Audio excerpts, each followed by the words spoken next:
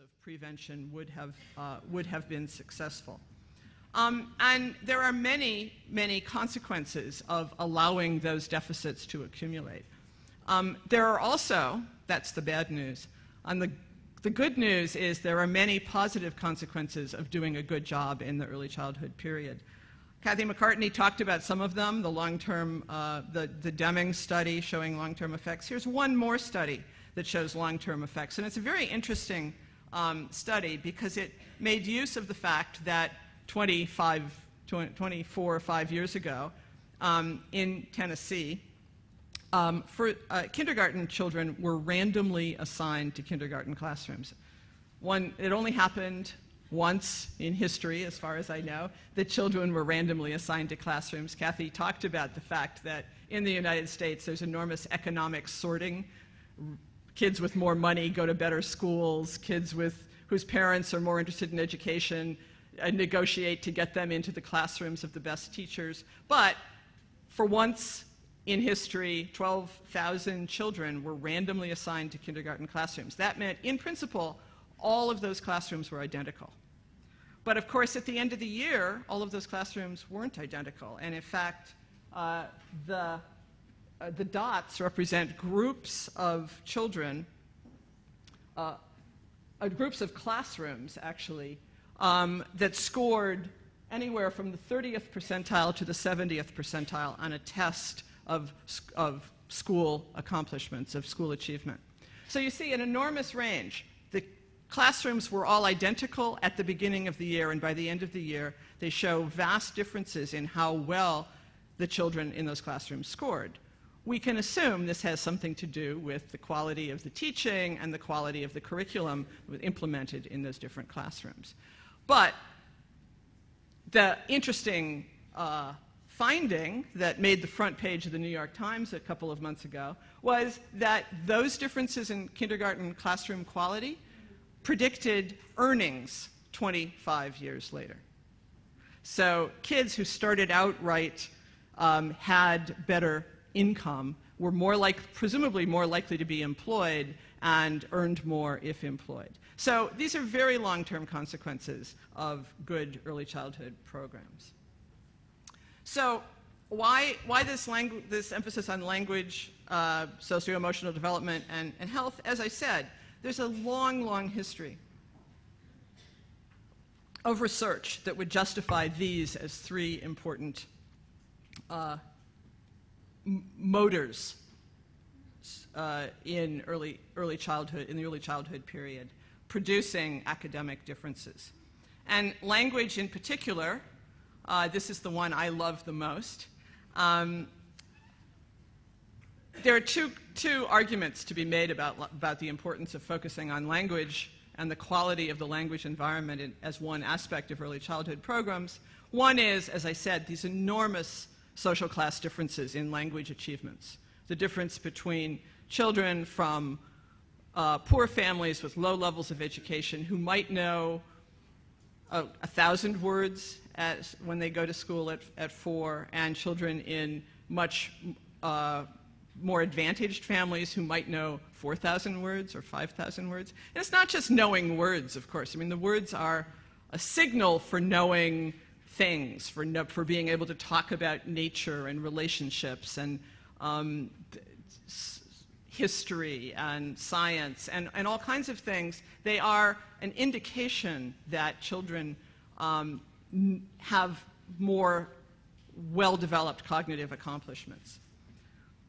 So what do I mean when I say we want to promote language skills? Well, vocabulary very importantly, but also the capacity to engage in conversation, and particularly for long-term literacy outcomes, the capacity to engage in extended discourse, to tell a story that actually makes sense, to give an explanation, to explain to someone else how to play a game.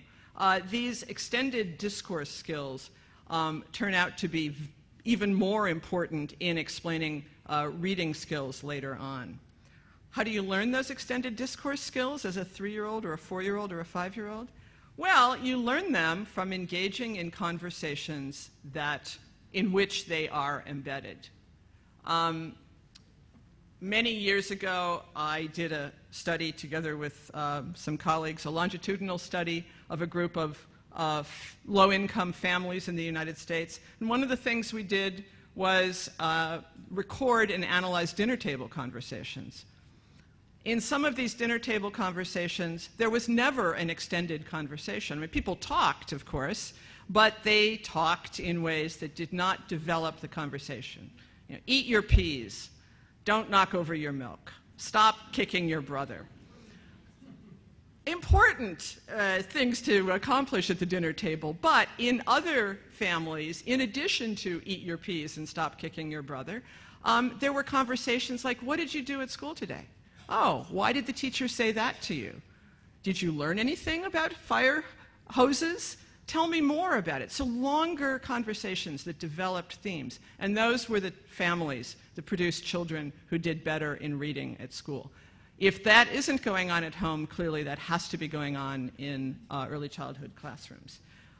Part of the capacity to get those extended conversations going is that you respond to children, that they get to pick, the youngest children get to pick what they're talking about, that the topics that they select are elaborated and extended by adults, that adults ask authentic questions, not yes-no questions, but questions to which they actually want to hear the answers.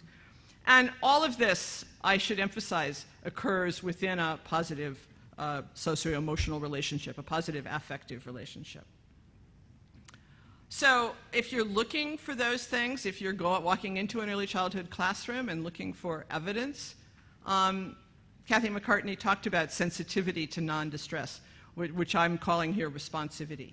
But also, in addition to responsivity, these cognitive capacities, richness of vocabulary. Do the adults use a few hundred different words, or do they use a few thousand different words in talking to the children? Do they engage the children in extended discourses? Do they ask open questions? Do they demand lots of participation from the children? Because children learn by talking, not just by listening.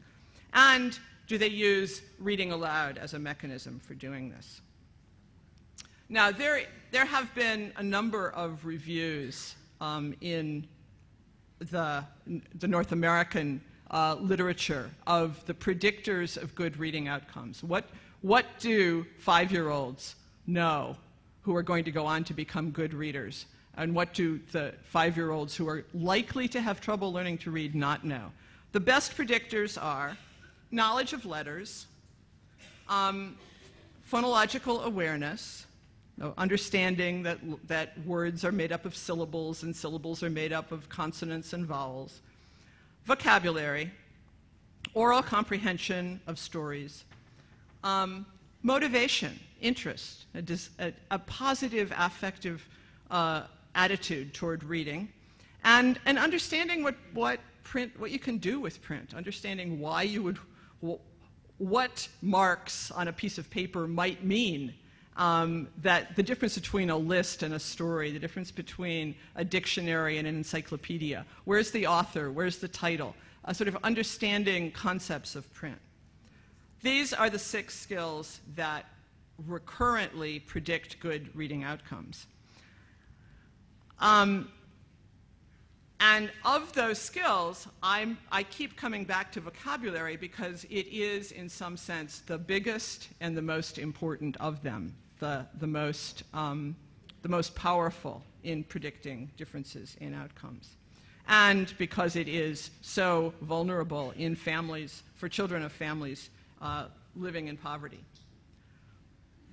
So what specifically are these linguistically enriching experiences? Well, part of it is responsivity, part of it is elaborating what children say.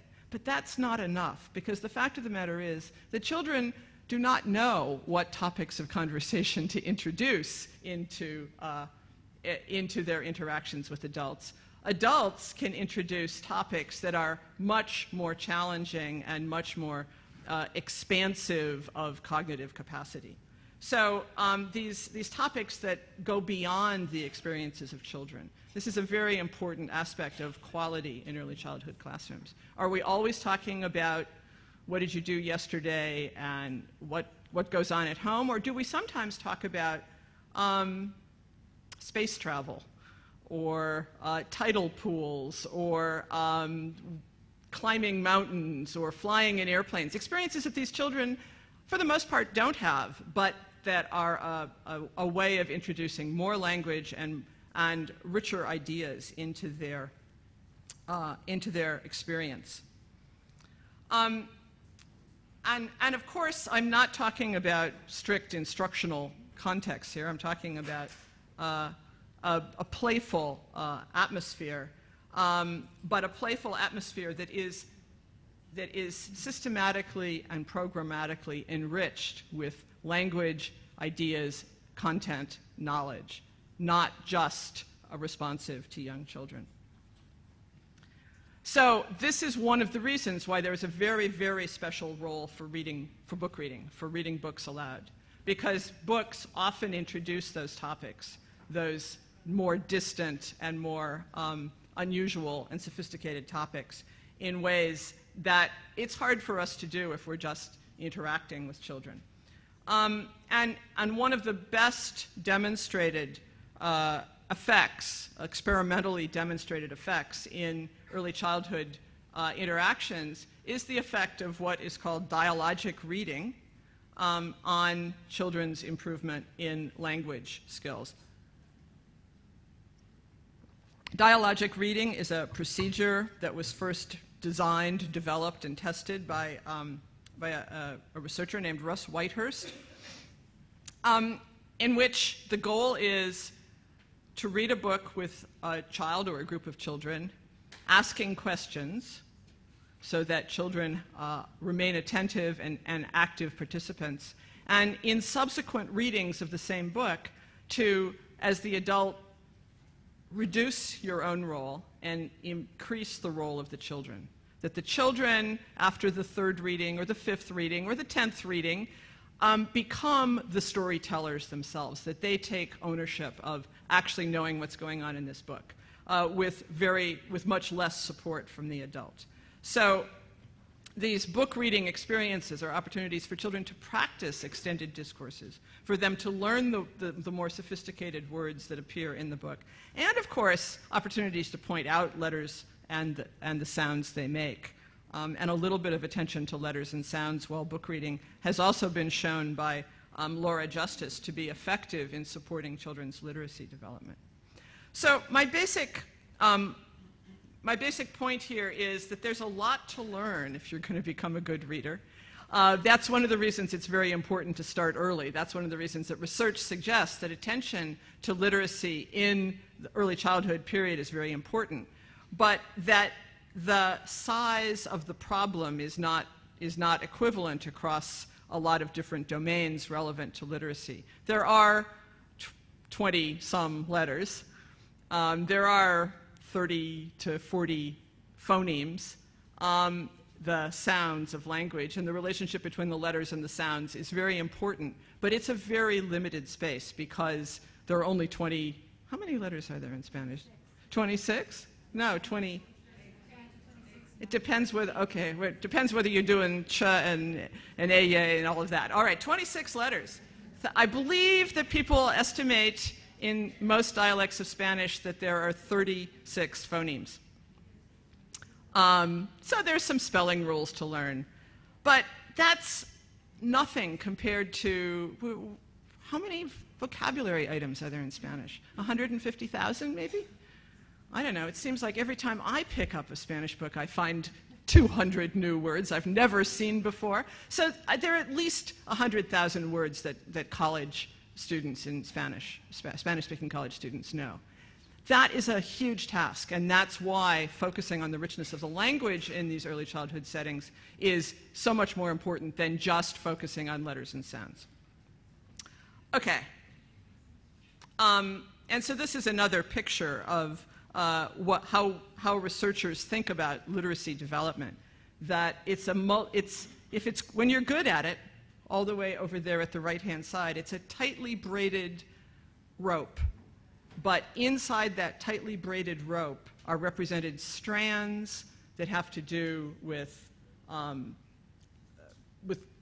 letter recognition and phonological awareness at the bottom, which of course all have to develop, with language comprehension, vocabulary, language structures at the top, and that as you become a good reader, both those strands get to be more and more developed, more and more tightly wound, and tightly wound together, so that you're not actively processing, you're automatically processing both language and print when reading as a skilled reader.